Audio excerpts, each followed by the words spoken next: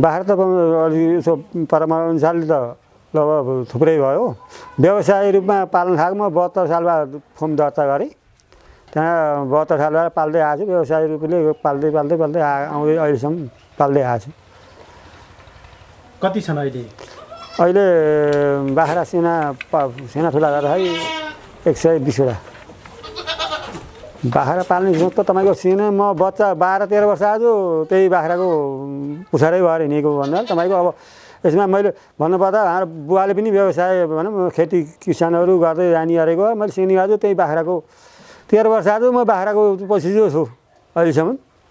र मैले किनभने मैले कहीँ गए पनि तपाईँको कहीँ गए पनि आफ्नो कर्म नेपाल गए कर्म छ अनि जस्तो कहानी थियो त्यस्तो जस्तो मैले अब यही व्यवसाय यही जो गर्दै गएँ। पहिला तपाईँको पाल्दै गएँ बिचमा छोडेँ पनि फेरि यहाँ फेरि अब 72 सालबाट अब यो पुरानो पेसा अब अँगाल्छु भनेर फर्म दर्ता गरेर म अहिले व्यवसायमा फर्केर पाल्दैछु। र मैले कामदार त राखेको छैन आफ्नै घर परिवारसित यहीँ गरेको छु। कामदार मैले राखेको छैन।